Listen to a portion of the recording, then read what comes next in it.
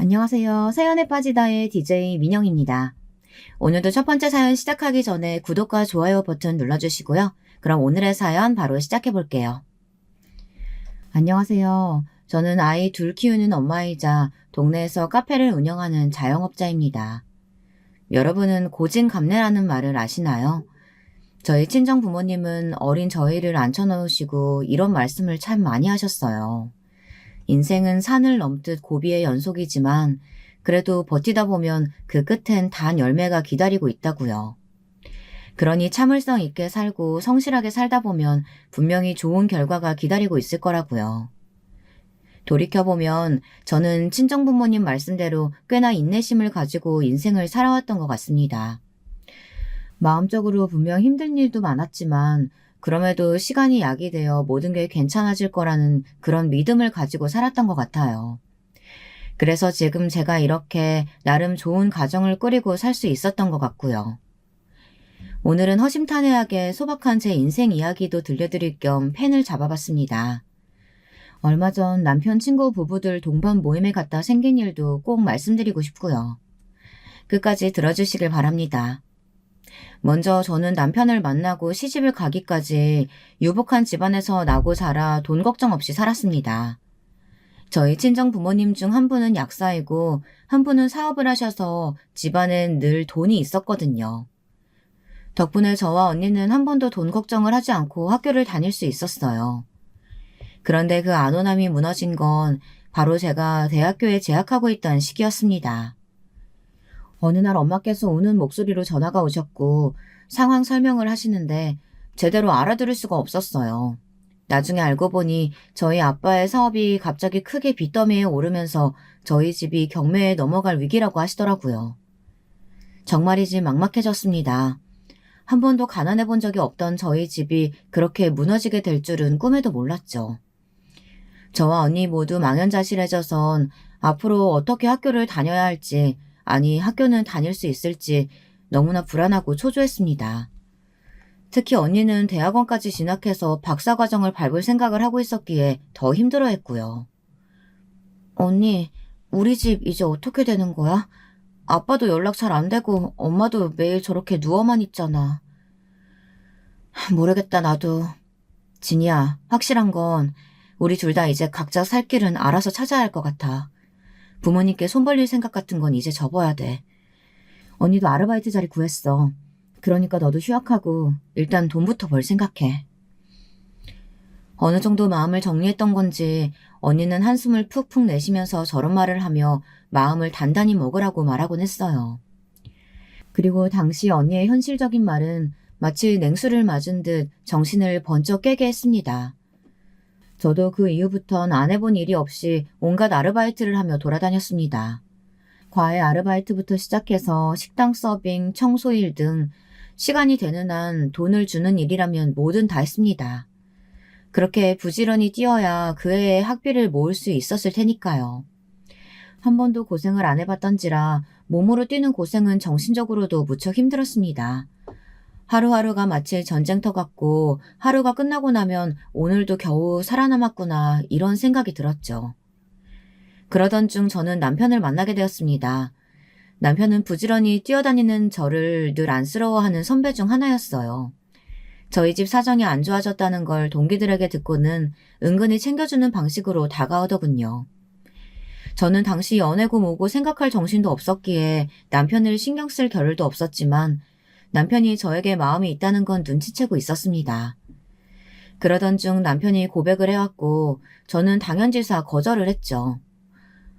나는 지금 누군가와 연애를 할 만큼의 여유가 없어요.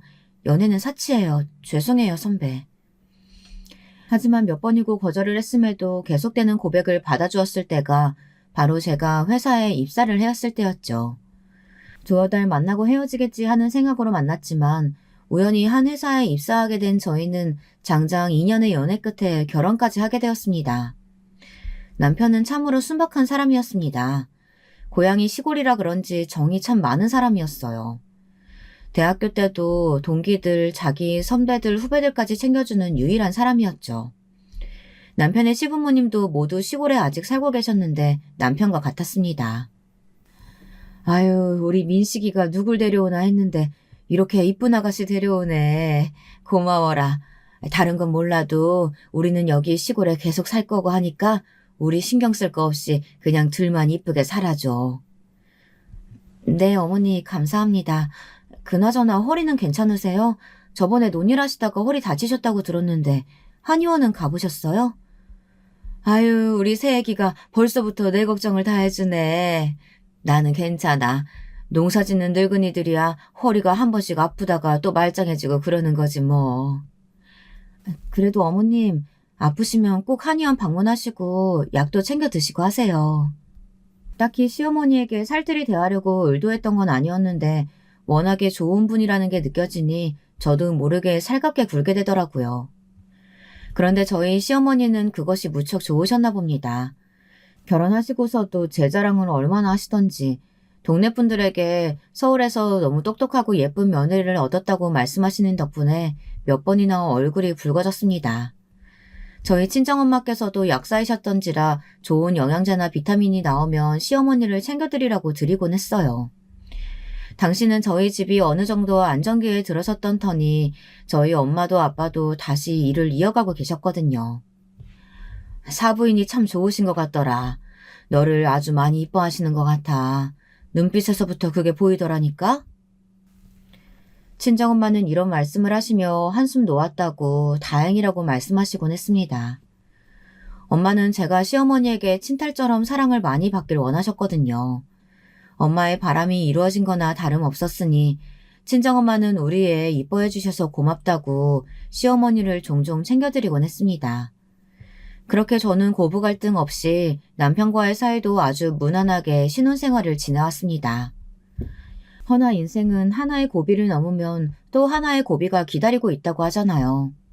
바로 저희 친정엄마께서 알아놓으시면서 병원 신사를 지게 되신 겁니다. 늘 본인의 건강을 잘 챙기고 있다고 자부하시던 분이 갑자기 쓰러지셔 병원으로 이송되었는데 검사 결과 암이었습니다. 그것도 꽤 진행된 상태였죠. 엄마가 건강하리라 굳게 믿고 있던 저로서는 너무나 큰 충격이었습니다. 그때 엄마의 병수발을 들면서 저는 누구든 저를 떠날 수 있다는 사실을 알게 되었고 엄마가 실제로 1, 2년 병원으로 고생하시다 떠나게 되었을 땐 정말이지 가슴이 무너지는 충격을 안게 되었습니다. 엄마에게 아직 떠나지 말라는 인사도 제대로 하지 못한 채 허망하게 보내고 말았는데요. 그때 느꼈던 마음의 공허함은 이루 말할 수가 없었죠. 남편과 시부모님이 저를 붙잡아주지 않았다면 저는 정말이지 많이 무너졌을 겁니다.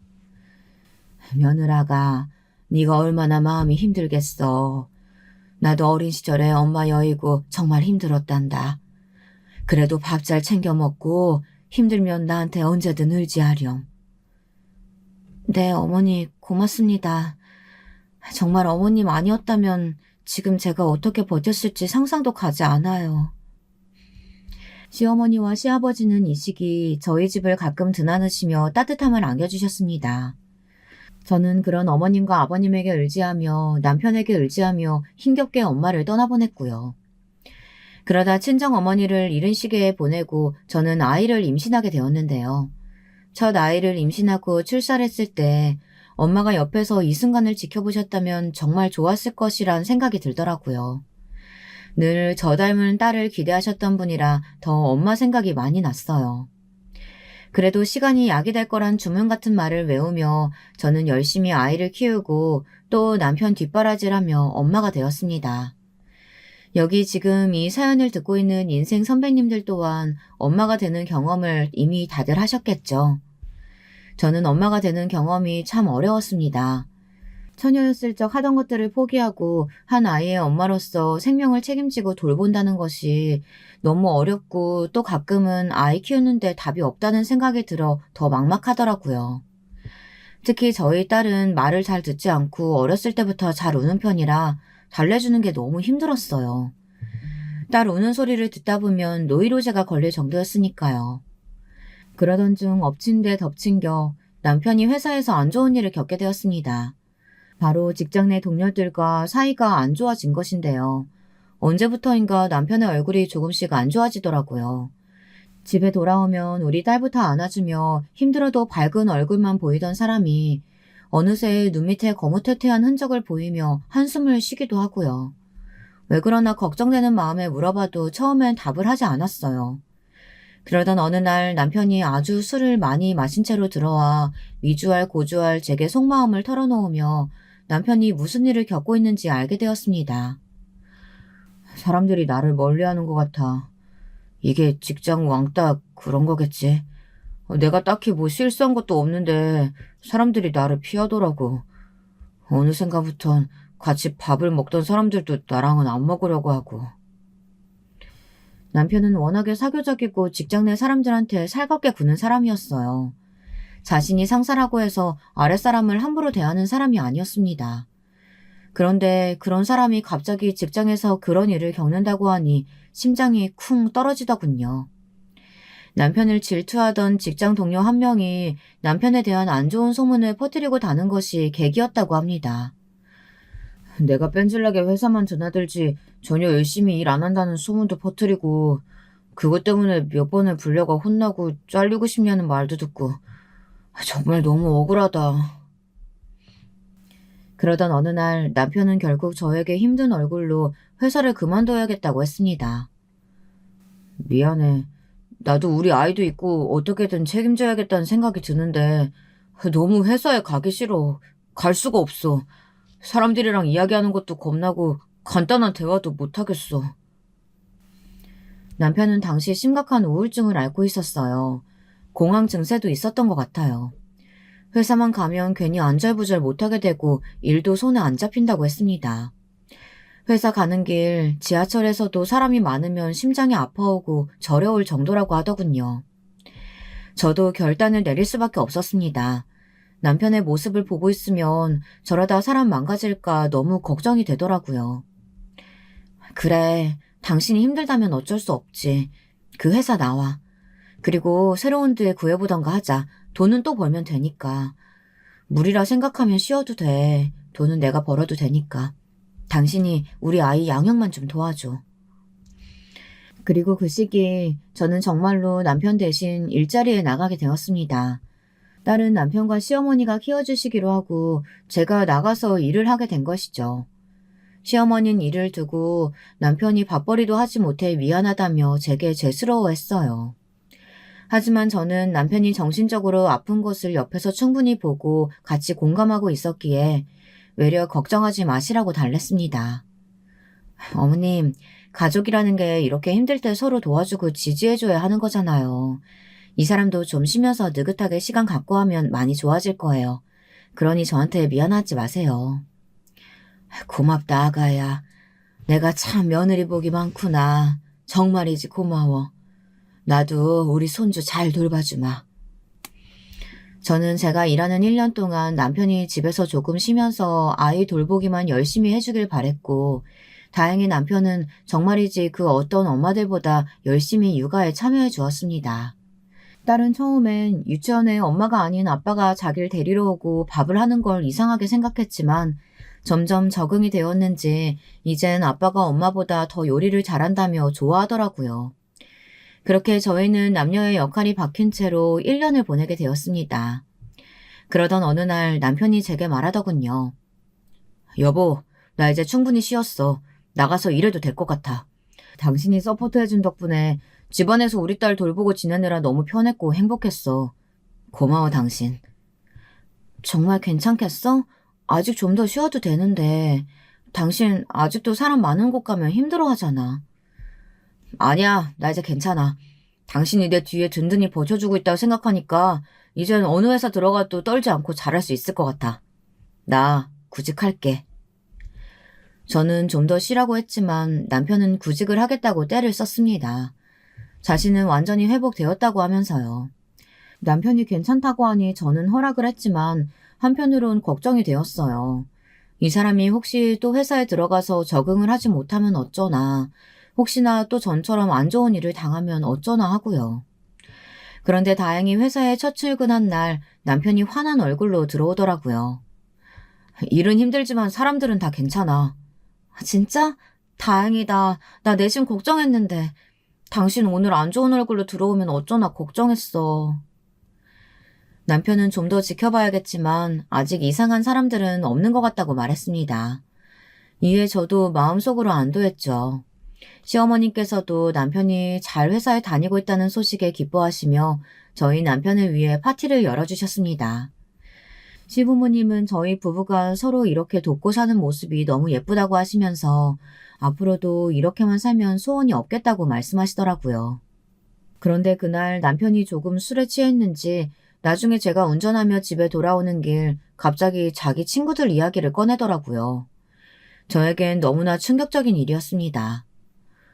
사실 당신 마음 아파할까봐 이 얘기까지는 안 하려고 했는데 나 그 우울증 겪고 힘들었을 때 말야. 직장 나와서 백수로 있었을 때 애들이 나를 얼마나 깔봤는지 몰라. 남자가 돈도 안 벌고 구질구질하게 그러고 있다고. 뭐? 누가? 아, 당신 그 고등학교 때 친구들? 그 사람들 얘기하는 거 맞지? 아니 왜 잘 알지도 못하면서 그런 말을 했대? 어이없어. 남편 친구들 중엔 어렸을 적부터 친하게 지낸 친구 부류가 있었어요. 사실 고등학교 때부터 친했으니 꽤나 오랜 인연을 유지한 친구들인데요. 남편은 이 친구들에게 간 쓸게 할 거 없이 다 빼주며 참 잘해주었습니다. 친구 한 명이 경제적으로 힘들다고 하면 남편이 주도해서 조금씩 돈을 모아 친구에게 전달해주기도 했고, 어느 친구 집에 경사가 있다고 하면 빠짐없이 참석해 진심 어린 축하를 해주었어요. 그런데 그 친구들이 남편 없을 때 자기들끼리 만나 남편을 그렇게나 비웃고 험담했다고 하는 겁니다. 나도 알고 싶어 알게 된 건 아닌데 그 내 제일 친한 친구 정석이 있잖아. 그놈이 말해주더라고. 나 빼고 애들 모여서 한심한 놈이다 뭐다 하며 깔보고 있었다고. 진짜 배신감 들더라. 내가 걔네들한테 어떻게 했는데. 나도 어이없다. 당신 그 친구들이랑 이제 어울리지 마. 정말 이상한 사람들이네. 자기 사정 급할 땐 당신한테 전화해서 돈 빌려달라 뭐 해달라 했던 사람들이 당신 백수 됐다고 그런 말을 했단 말이야? 저도 무척 화가 나더군요. 남편이 백수 된 건 어쩔 수 없는 정신적인 아픔과 개인 사정 때문에 그리 된 건데 친구들이란 사람들이 그걸 이해해주지 못하고 뒤에서 험담이나 했다는 게 말입니다. 그리고 남편의 친구들 중 몇몇은 이미 전부터 남편을 시기하고 질투하고 있었기에 오히려 더 잘된 일이라 좋아라 했다고 합니다. 이참에 평생 푹 쉬었으면 좋겠다고 아예 별 볼 일 없는 놈이 됐으면 좋겠다고 했다네요. 세상에 아무리 야가 빠진 사람들이 많다고 해도 그렇지 참나 기가 막혀. 저는 남편이 그걸 속으로만 끙끙 앓고 있었을 거라고 생각하니 더 가슴이 아팠습니다. 그래서 남편 대신 열심히 화를 내주며 다신 어울리지 말라고 했어요. 근데 참 남편도 이럴 때 보면 성격이란 게 어쩔 수 없는 건지 자기도 다시는 어울리지 않을 거라고 해놓고 몇 달 후 그 친구들을 만나고 있더라고요. 서로 오해가 있었던 거고 이젠 다 풀었다고 하면서요. 오해라고 하니 다행이긴 했지만 정말 오해였을까요? 왠지 마음이 찝찝했습니다. 그리고 제가 둘째를 임신하고 출산해 키우고 있을 무렵 저와 남편은 조금 더 큰 집으로 옮기게 되었는데요. 아무래도 아이가 둘이 되다 보니 원래 살던 집은 너무 좁게 느껴지더라고요. 교육도 생각해서 여러 군데를 알아보던 차 서울로 올라오신 시부모님 댁 근처에 괜찮은 매물이 나왔어요. 금액대가 있었기에 고민이 되긴 했지만 그럼에도 남편과 제가 함께 일하면 충분히 갚아나갈 수 있을 거라 생각해 대출을 껴 조금 큰 평수 아파트로 이사를 가게 되었습니다. 지금까지 이렇게 괜찮은 평수의 아파트에 살아본 건 결혼하고 처음인지라 감회가 더 남달랐어요. 이사간 첫날 괜히 마음이 들뜨고 설레이더라고요. 그날 남편과 조촐하게 둘이 소주를 놓고 마주 앉아 이야기를 나누었습니다. 여보, 나 왜 이러는지 모르겠는데 기분이 너무 좋다. 우리가 그간 저축 열심히 했잖아. 열심히 일도 했고 꼭 보상받는 것 같아. 당신 그렇게 좋아? 입이 귀에 꼭 걸린 것 같네? 당신 좋아하는 거 보니까 나도 기분 좋아. 빚은 너무 걱정하지 마. 나도 회사에 완전히 적응했겠다. 승진 기회도 있으니까. 알겠어. 그래도 무리해서 일하지 말고 무리해서 일하다 아프면 병원비만 더 나와. 알지? 그렇게 저희는 웃으며 자축을 했습니다. 그런데 그때 남편이 집들이에 자기 친구들을 초대하자고 하더군요. 친구들에게도 집 자랑도 할 겸 이야기도 하고 싶다고요. 그러면서 친구 중 한 명이 최근 어머니를 보내고 마음이 울적해 보인다면서 친구들끼리 모여 이야기하는 시간을 갖고 싶다고 했어요. 당신도 알지? 윤식이라고. 걔가 요즘 많이 우울해 보이더라고. 얼굴이 팍 상한 게 10년은 늙어 보인다니까. 걱정되더라. 어딜 가든 다른 사람부터 생각하는 남편이었습니다. 전에 남편이 술을 먹고 했던 얘기가 생각나서 사실 저는 약간 개의치 않긴 했지만 남편의 마음을 생각해 알겠다고 했죠. 그리고 그날 일이 벌어졌습니다. 그날은 집들이 준비를 하기 위해 아이들을 시댁에 맡기고 바쁘게 움직이고 있었는데요. 아침부터 재료를 손질하고 이것저것 요리를 하고 하다 보니 시간이 생각보다 빠르게 흘러가더라고요. 어느새 약속 시간인 오후 6시가 되어 남편 친구들을 맞이했습니다. 남편의 친구들은 하나같이 저를 반가워했습니다. 저 역시도 오랜만에 본다면서 허심탄회하게 맞아주었어요. 다들 센스있게 집들이 선물도 사왔고 모두 제가 만든 음식을 먹으며 요리 솜씨가 최고라며 치켜 세워주는 분위기가 나쁘지 않았어요. 그때 남편의 친구 한 명이 술을 꺼내들더군요. 우리 기분도 좋은데 위스키 이거 같이 깔까요? 제주씨도 사양하지 말고 같이 드시게요? 저는 술 잘 못 마시는데 한 잔만 받을게요. 남편 친구는 저도 꼭 같이 먹어야 한다며 계속 술을 부어줬어요. 이런 자리에서 거절하기도 뭐해 저도 몇 잔을 엉겁결에 받아 먹게 되었죠. 그런데 술이 오르다 보니 다들 약간 취해서인지 그때부터는 말이 막 나가더라고요. 왜 필터 없이 뇌에서 나오는 대로 하는 말들 있잖아요. 가장 취해 보이는 남편의 친구 윤식 씨가 갑자기 집안을 쑥 훑어보더니 조금 기분 나쁜 말을 하는 겁니다. 야, 너 이 집 마련하려면 뒤지게 고생했겠다. 애도 둘이겠다. 야, 성공했네, 성공했어. 아니야, 은행 거야, 은행 거. 대출 갚으려면 이제 허리가 휘도록 일해야 돼. 하기야, 그래. 네가 뭐 대기업 다니는 놈도 아니고 코딱지만한 회사 다니면서 그 월급 받는데 대출금 갚긴 힘들긴 하겠다. 남편 친구의 무례한 말에 분위기가 확 식었습니다. 저도 술이 확 깨더라고요. 남편 옆에 있던 사람이 윤식 씨를 말리며 그만하라고 했지만 윤식 씨는 계속해서 비하 발언을 했습니다. 나처럼 처가복이라도 있으면 네가 좀 낫지. 나는 우리 처가가 잘 살아가지고 그래도 사업도 하고 나 하고 싶은 대로 하고 살잖냐. 근데 너는 내가 지하주차장에서 네 차 보고 오는데 눈물이 나려고 했다. 네 사는 형편 뻔히 보여가지고 너무 구질구질하더라. 야, 세상에 차가 그게 뭐냐? 새 차 뽑을 능력이 없으면 괜찮은 중고차라도 한 대 사든가. 너도 나이가 몇 갠데 애들 보는 눈도 생각을 해야지. 요즘은 애들끼리도 부모가 못 살면 서로 왕따시키고 그래요. 집안 경제력이 그만큼 중요하다고. 야, 아무튼 열심히 살아라. 내가 얼마 안 되지만 현금 준비했다. 이거 받고 애 생각해서라도 또 회사 간두지 말고 잘 살아. 이 말에는 남편도 폭발하고 말았습니다. 너 왜 그러냐? 누가 너 보고 돈 달래? 왜 갑자기 술 먹고 사람 기분을 잡쳐? 너 이러는 거 내 자존심 짓밟는 말인 거 모르고 하는 거냐? 아니, 모르고 할 리가 없지. 너 알고 이러는 거지?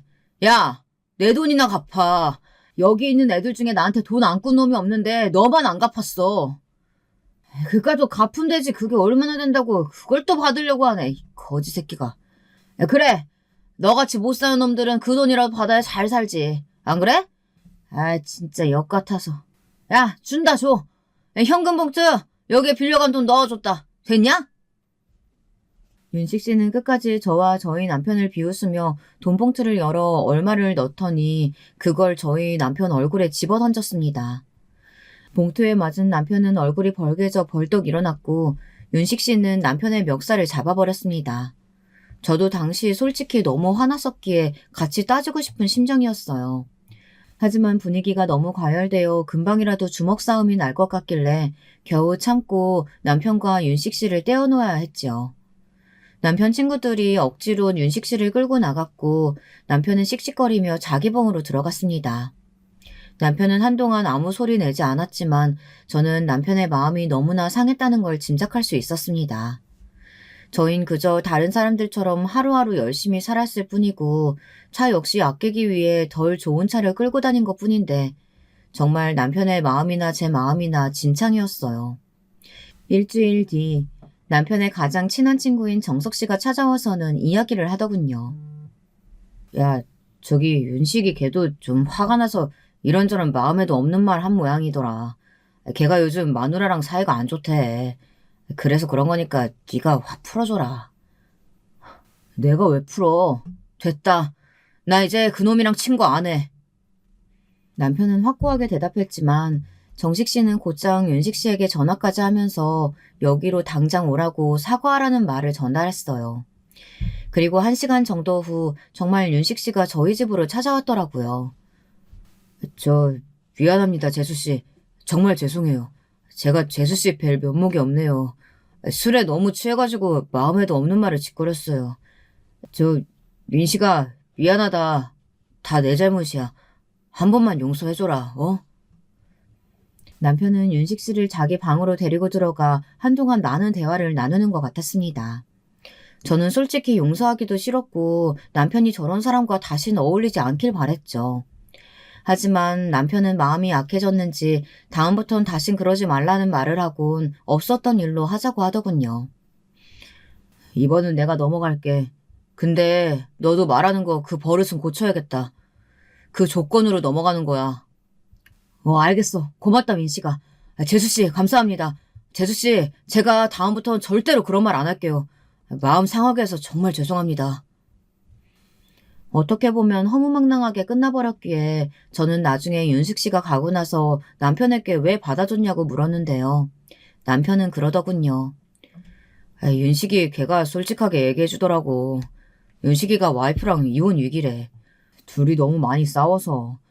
와이프는 자기 처가에 돈 많아서 그걸로 윤식이한테 유세 부리고 그런다나 봐. 윤식이가 그걸로 스트레스가 많았던 모양이야. 그리고 하필 우리 집들이 온 날도 싸우고 와서 신경이 많이 예민해져 있었대. 신경이 예민하다고 그런 말을 그렇게 해?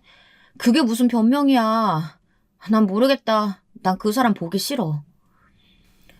저는 전혀 화가 풀리지 않았기에 남편에게 용서해줄 마음이 없다고 했지만 남편은 어떻게 저렇게 물렁한 사람인지 자기는 이미 다 용서해줬다고 하더라고요.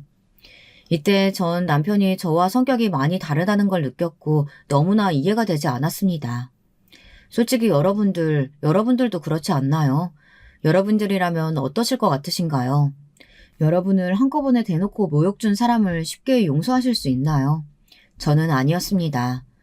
남편이 물렁한 태도를 보이니 그게 답답할 뿐이었죠. 심지어 주변에서도 남편이 넘어갔으면 저도 넘어가라는 식으로 좋은 게 좋은 거다 이런 식으로 얘기하더라고요. 그래서 그런지 한편으로는 내가 너무 예민한 건가 싶었습니다. 그런데 여러분, 사람 쉽게 안 바뀐다고 하죠. 남편은 그 사람이 다신 그런 말 하지 않을 거라고 한 번만 넘어가 주자고 했지만 사건은 또 터지고 말았습니다. 때는 저희가 아이 둘을 양육하다가 둘째 아이에게 문제가 생긴 것이었는데요. 둘째 아이가 갑자기 어느 날부터 고열을 앓고 배가 아프다고 하더라고요. 왜 그래, 정민아? 또 아파? 엄마, 나 너무 아파. 나 병원 데려가줘. 가까운 병원에 가면 단순 감기라고 했는데 이런 일이 잦아지니 불안해지더라고요. 제가 다른 건 몰라도 아이들 건강 문제엔 굉장히 예민했거든요. 그래서 시어머니와도 상의해보니 큰 병원에 데려가 진찰받게 하라고 하시기에 둘째를 데리고 급히 큰 병원에 데려갔습니다. 그리고 그곳에서 너무나 청천벽력 같은 판정을 받게 되었죠. 소아암이었습니다. 그날 정말 복도가 떠나가라 온 것 같았습니다. 남편도 저도 서로를 붙들고 얼마나 울었는지 몰라요. 차마 아이에게 이런 제 모습을 보여줄 수 없어 저희 둘이서 숨죽여 끙끙대며 울었었는데 아이에게 못해준 것들만 생각이 자꾸 나더라고요. 아이가 아프면 정말 대신 아파주고 싶은 심정이라는데 저희의 심정이 딱 그랬습니다. 우리 아이가 병원에서 신음소리를 흘리며 아파할 때마다 차라리 제가 대신 아파주고 싶었어요. 그때부터 저는 교회에 나가 믿지 않았던 신을 찾으며 제발 우리 아이 빨리 낳게 해달라 그런 기도를 드렸던 것 같아요. 우리 아이는 좋아졌다 나빠졌다 상태를 반복했지만 아이의 건강 문제와는 별개로 현실적인 문제도 생겼습니다. 아이의 병원비를 계속 대야 하니 남편이 벌어오는 돈만으로는 부족해진 것이죠. 저는 이미 두 아이를 양육하면서 일을 그만둔 상태였고 지금으로서 할 수 있는 것은 잠깐 짬내어 할 수 있는 아르바이트 뿐이었습니다. 하지만 그걸론 병원비를 메꿀 턱도 없었습니다. 그땐 저희 친정아빠와 시부모님에게 도움을 청해야 했죠. 근데 그게 또 내키지 않더라고요. 뻔히 여유가 없는 걸 아는데 그걸 알고도 돈을 달라고 말하는 것이 쉽게 입이 떼어지지 않았습니다. 그런데 제가 그런 고민을 하고 있으니 옆에서 남편이 자기 친구들에게 도움을 요청할까 묻더군요. 그래도 내가 애들 힘들 때 도와줬으니까 모른 체 하지 않을 것 같은데 내가 어떻게든 빌려볼게. 저도 은근히 기대하고 있었습니다. 왜냐하면 남편이 정말로 자기 친구들이 어려울 때 한 번도 그 부탁을 거절하거나 외면해 본 적이 없었거든요. 오히려 더 돈을 보태 빌려줬으면 빌려줬지 한 번도 자기 사정 어렵다고 말하며 돌려보낸 적이 없었습니다. 특히 남편에게 심한 말을 했던 윤식 씨가 그 이후 아내 몰래 도박을 하다 걸려 빚을 지게 되었을 때도 남편이 먼저 손을 내밀어 주었습니다. 세상에 이런 사람이 어디 있나요? 그래서 전 남편이 부탁을 하러 친구들을 만나러 간다는 날도 좋은 소식을 기대하고 있었어요. 그런데 남편이 풀 죽은 얼굴로 들어오더군요. 어떻게 된 거야? 잘 안 됐어? 애들이 다들 힘들다고 하더라고. 자영업하는 애들은 그런 애들대로 경기가 안 좋다고 하고 회사 다니는 애들은 다 마누라가 경제권 잡고 있다고 하고 승진 못해서 허덕이는 애들도 있다고 하고 차마 더 강하게 돈 달라는 말이 안 나오더라고. 남편이 붉어진 얼굴로 더듬더듬 그 말을 내뱉는데 저는 가슴이 미어졌습니다. 동시에 화도 났습니다. 우리 남편에게 하나같이 도움을 받은 사람들이었으니까요. 정말 기가 차기도 하고 남편의 얼굴이 안 되어 보이기도 하고요. 아니 그 사람들 정말 이상한 사람들이다. 이런 법이 어딨어. 짐승도 이러진 않겠다. 그 사람들 다 당신한테 돈 빌려간 사람들 아니야? 우리가 지금까지 어떻게 했는데. 특히 윤식 씨. 윤식 씨는 그러면 안 되지. 여보, 미안해 내가 조금만 능력 있는 놈이었다면 내 자식 병원비 정도는 감당할 수 있었을 텐데. 내가 부족한 놈이라서.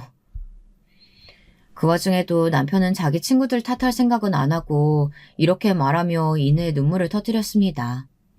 아마 남편 역시 친구들에게 배신감도 느끼고 화도 났겠죠. 그런데 그보단 자신의 능력이 없다는 사실에 더 꽂혀 있었나 봅니다. 능력이 없어 이렇게 된 것 같다며 눈물을 터뜨리더라고요. 저 역시 당시엔 너무 화가 나서 분노의 화살을 남편 친구들에게 또 남편에게 돌릴까 하다가 남편이 꺽꺽거리며 울고 있으니 화도 못 내고 그냥 남편을 토닥여주게 되었습니다. 그리고 친정 아빠를 찾아갔죠. 아빠는 제가 대문 문을 열고 들어온 순간부터 왜 들어온지 아시는 것 같은 얼굴이었어요. 아빠, 죄송해요. 자식이 돼서 아빠 용돈 드려야 할 나이에 이렇게 돈을 빌리네요. 제가 너무 면목이 없어요. 아니야, 뭐가 미안해. 그냥 우리 손주만 생각하자. 알았지? 너도 잘 먹고 다니고 얼굴 많이 상했다. 아빠도 시부모님도 흔쾌히 돈을 대주시긴 했지만 사실 마음이 불편했습니다. 연로하신 부모님에게 도움은 못 되드릴 망정 돈을 얻어가니 마음이 영 찝찝하고 괜히 제가 죄스럽고 그렇더라고요. 이럴 거면 한 푼이라도 허리띠 더 졸라서 더 저축해 놓을 걸. 그런 별별 후회가 다 들었습니다. 그리고 이 시기에 남편도 자기 친구들과 연을 끊고 지내게 되었고요. 그러던 어느 날 남편의 친구인 윤식 씨로부터 연락이 왔어요. 저희 아이를 볼 겸 병원에 한번 찾아오고 싶다고 하더라고요. 굳이 와야 한대? 도대체 왜? 나 그 사람 얼굴 보기 불편한데. 사실 윤식 씨가 찾아올 때까지만 해도 남편 친구들 중 저희 아이를 보러 온 사람이 한 명도 없었습니다. 정말 어이없죠. 그래서 어떤 면에선 반가워해야 맞았으나 남편 부탁을 거절했던 생각이 나서 저도 말이 곱게 안 나가더라고요. 그런데 남편 말로는 윤식 씨가 어떻게든 오고 싶어 한다며 계속해서 병원을 묻는다고 어쩔 수 없이 알려줬다고 하는 겁니다. 아니, 왜 나한테 상의도 없이 그랬어, 당신은? 미안해. 근데 윤식이가 자꾸 오겠다고 자꾸 그러는데 나도 모르게 주소를 말해버렸네. 남편에게 불편한 마음이 불똥같이 튀어 그날 저희는 사소한 부부싸움을 하고 있었어요. 그리고 다음날 윤식 씨가 들이닥쳤고요. 윤식 씨는 혼자 오지 않았더라고요. 예상외로 자기 와이프와 함께 왔죠. 처음엔 불편한 마음에 대면대면했지만 윤식 씨는 그간 못 와서 너무 미안하다며 저희 아이를 보더니 눈물까지 글썽이더라고요. 그리고 이날 저희 아이를 한창 보다 저를 잠깐 복도로 부르더군요. 재수씨, 제가 못된 말도 하고 심기도 불편하게 해드렸는데 그날 민식이 부탁도 못 들어주고 마음이 내내 안 좋았어요. 일단 저 어렵게 마련해가지고 왔으니까 이 돈 받으세요. 네? 아니, 얼마 안 돼요. 그러니까 얼른 받아주세요. 저도 사실 처가복으로 벌어먹고 사는 사람이라 우리 와이프한테 부탁을 해야 했어요. 다행히 와이프가 괜찮다고 흔쾌히 빌려주려고 하더라고요. 아이가 아픈데 당연히 그래야 하지 않겠냐면서요. 정말요? 세상에, 무슨 말을 해야 될지 모르겠어요. 예상하지 못했어서. 그날 전 진심으로 윤식 씨에게 고마웠습니다. 얼마 되지 않는다며 건넨 돈봉투에는 꽤나 많은 돈이 들어있었고 그 돈이면 정말 돈 걱정 없이 우리 아이를 보살필 수 있겠더군요. 남편 역시 윤식 씨에게 고마운 마음을 전하며 그간 자기 멋대로 오해하고 있었다고 언젠간 소주 한잔 하자며 잘 풀었습니다. 솔직히 그전까진 남편의 친구들 다 이상한 사람들이라고 생각하고 속으로 미워하고 있었건만 그래도 윤식 씨만은 아주 나쁜 사람은 아니었구나 하는 생각이 들었어요. 허나 어이없게도 이것은 명명백백한 착각이었음이 드러났습니다. 저희 아이가 아픈 시기가 2년, 3년 지속되면서부터 저도 아이 곁을 지키며 부업으로 할 수 있는 일들을 알아보았죠. 사실상 돈은 얼마 되지 않았지만 그래도 제가 대학을 나와 번역 아르바이트라도 할 수 있는 것에 감사하면서 그 푼돈을 들고 그렇게 버티어 나가야 했어요. 그런 힘든 시기를 조금씩 흘려보내고 난 후 기적과도 같은 일이 생겼습니다. 신이 저희의 소원을 들어줬다고 그렇게 믿고 싶은데요. 바로 우리 아이가 완쾌 판정을 받은 것이랍니다. 다른 여느 아이들처럼 학교에 갈 수도 있고 아프지 않고 그저 건강하게 살 수 있게 된 것이었죠. 처음부터 완쾌가 힘든 병이란 말을 들어서 마음을 비우려고 노력했는데 막상 완쾌 판정을 듣는 날 얼마나 울컥하던지 이날도 남편과 둘이 붙들고 앉아 엉엉 울곤 했답니다. 저희가 아이의 병 소식을 처음 알게 된 그날처럼요. 이 무렵엔 우리 아이도 어느덧 커서 부모님 마음을 짐작하고 헤아릴 수 있는 나이가 되었는데요. 저희에게 고맙다는 말을 하더군요. 엄마, 아빠, 그간 나 때문에 힘들었을 텐데 고맙고 너무 미안해요. 참으로 속이 깊은 아이였습니다. 또 병원에서 자란 아이라 할지라도 워낙에 밝고 사교성이 좋은지라 학교에 가서 친구들과도 잘 어울리고 공부도 따라잡는 모습에 참 흐뭇했습니다. 저와 남편 둘 다 이제야 마음이 완전히 놓이면서 우리 가정에 평화가 오나 싶었죠. 그리고 아이가 건강해지면서 저희 남편이 회사를 나와 차린 가게가 잘 되면서 경제적으로도 부족함이 없어지게 되었습니다. 이것도 복이라면 정말 큰 복인데요. 남편은 저의 기도 덕분이라고 하지만 제가 보기엔 남편의 성실함, 한결같음이 좋은 운을 만나 이루어진 결과가 아니었나 싶습니다. 저희가 처음에 차린 가게는 소자본으로 할 수 있는 작은 카페였는데요. 여기에 남편이 이런저런 메뉴를 도입하면서 별다른 광고도 하지 않았는데 점점 입소문이 났거든요. 남편이 평상시 카페를 다니면서 메뉴를 봐두었던 안목과 매일 늦게까지 문을 열어두었던 것이 빛을 발휘한 것 같습니다. 특히 남편은 손님들에게 정말 친절했거든요. 물론 자영업이 무조건 친절한다고 해서 장사가 잘 되는 건 아니지만 남편의 부담스럽지 않은 친절함은 단골 손님들을 모으는 데 한몫했던 것 같습니다. 어찌되었건 저희는 카페를 열면서 경제적으로 풍족해지게 되었고 그러면서 점점 저도 취미며 제 삶을 찾게 되었어요. 그중 제가 관심을 갖게 된 것이 바로 화장이었어요. 뜬금없이 들릴 수도 있겠지만 외려 나이를 먹고 하니까 하나둘 늘어나는 주름살도 보이고 제가 아이 돌보랴 돈 버느랴 잊고 살았던 것이 제 외모라는 생각이 새삼 들더라고요. 사실 아픈 아이 돌보고 하루하루 사는 거에 급급하다 보면 화장을 하고 다니는 제 모습이 외려 더 어색하게 느껴지고 사치란 생각도 들었거든요. 근데 어느 날 문득 거울을 보니 이제는 나를 좀 더 가꾸고 나를 좀 더 아껴줘야겠다는 생각이 들더라고요. 그러지 않으면 정말 후회할 것 같아. 지금부터라도 나한테 조금이라도 좋은 옷 입혀주고 좋은 거 먹여주면서 나한테 투자해야겠어. 다행히 남편도 이런 제 변화를 지지해 주었어요. 그래서 제가 조금 과한 화장을 하고 다니든 옷을 젊게 입으려고 하든 신경 쓰지 않고 저 하고 싶은 대로 다 하라고 해주었습니다. 당신 그간 얼마나 고생이 많았어. 나이가 무슨 상관이야. 괜히 사람들 시선 신경 쓰지 말고 당신 좋아하는 롱부츠 마음껏 신고 스커트도 신고 다녀. 나는 당신 꾸미는 모습 보기 좋더라. 내가 이제야 당신한테 마음의 빚을 갚는 기분이 들어. 그간 당신 고생 많았으니까 이제는 내가 버는 돈으로 조금이라도 편하게 살아. 고마워 여보, 정말로. 당신이 그렇게 말해주니까 나 막 더 꾸미고 싶어지고 자신감도 생기고 그런다. 그렇게 저희 가정이 드디어 화목해질 무렵 남편의 친구들로부터 연락이 온 겁니다. 바로 오늘 사연의 하이라이트나 다름없으니 끝까지 들어주세요. 남편 친구들은 부부 동반 모임을 하니까 오랜만에 얼굴을 보자고 하더군요. 본론부터 말하자면 남편과 저는 가기로 했습니다. 안 볼 이유야 차고 넘쳤죠. 그런데 이 문자를 받고 나서 저희가 잘 사는 모습을 꼭 보여주고 싶더라고요. 사건의 발단은 이러했어요. 풀어 설명드리자면 남편 친구인 윤식 씨가 남편이 단체 카톡방에 들어와 있는 줄 모르고 문자를 보낸 겁니다. 야, 그놈 온대냐? 내 돈 받아 처먹은 놈? 애 아프다고 빌빌거리더니만 내가 돈 주니까 넙죽 받아가지고 얼마나 감격해 하던지. 그 표정이 진짜 볼만했는데. 걔 요즘도 그러고 산대? 처음 저는 제가 잘못 본 줄 알았어요. 남편이 화난 얼굴로 들어와 이 카톡을 보여주는데 정말 윤식 씨인가 싶었습니다. 그런데 거기에 줄줄이 답장이 달리더군요.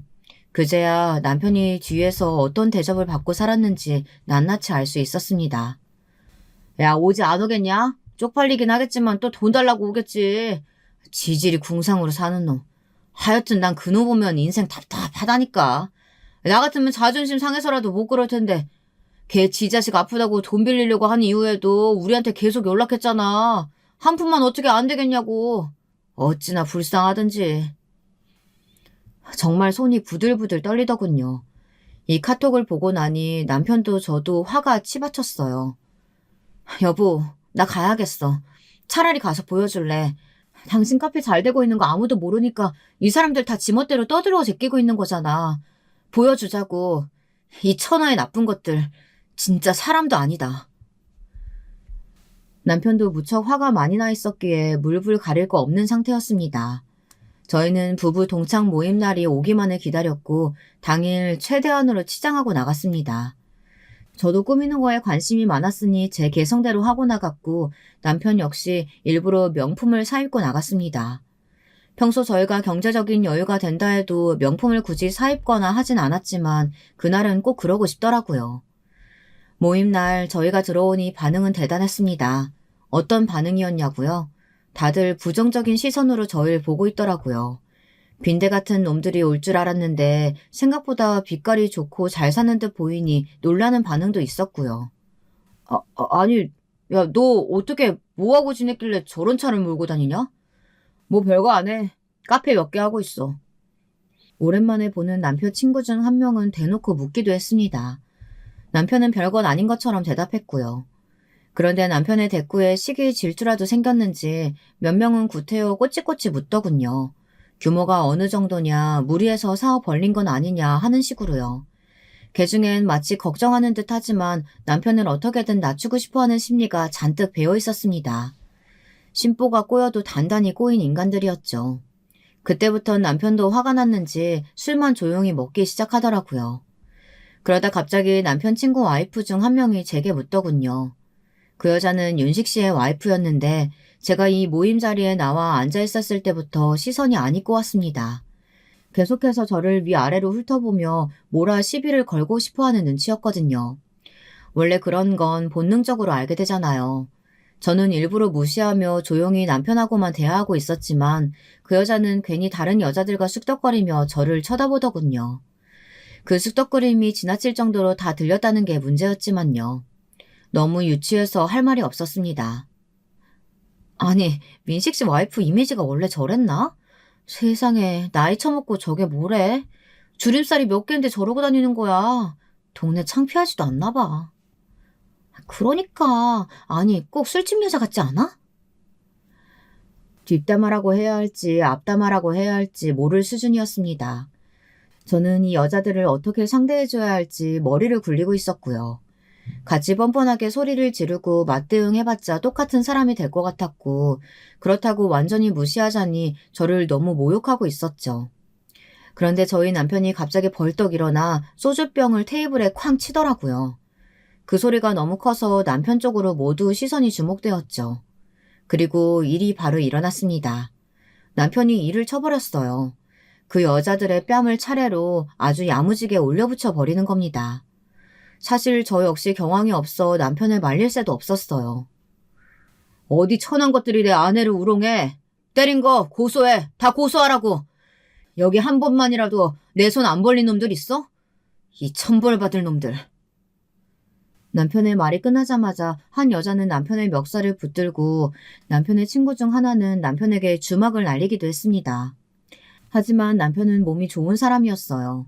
그 친구 한 명을 거칠게 떨궈내더니 나가버렸습니다. 순간 울컥해 저는 남편을 붙잡고 대화를 할까 하다 말았어요. 저도 남편도 집에 들어올 때까지 서로 아무 말이 없었지만 알고 있었습니다. 이게 그들에 대해 오랫동안 묵혀둔 복수이고 실제로 10년 묵은 한이 내려가는 듯한 느낌이 들어 속도 시원했어요. 뺨을 맞아도 싼 인간들, 짐승 같지도 않은 인간들 참교육해준 거였으니 어떤 후회도 없었습니다. 물론 남편에게 맞은 게 억울하다며 남편의 친구들은 바로 법적으로 조치를 취했습니다. 남편을 고소한 거죠. 하지만 저희 역시도 변호사를 고용했고 지금까지도 법적 분쟁은 이어지고 있답니다. 물론 신체적으로 위협을 가했다는 것이 잘했다는 건 아니에요. 그냥 저희의 마음엔 후회가 없었다는 거죠. 여러분들이 이걸 응원해주고 지지해주길 바라는 마음으로 사연을 남기는 건 아닙니다. 다른 방법도 있었을 거라고 생각해요.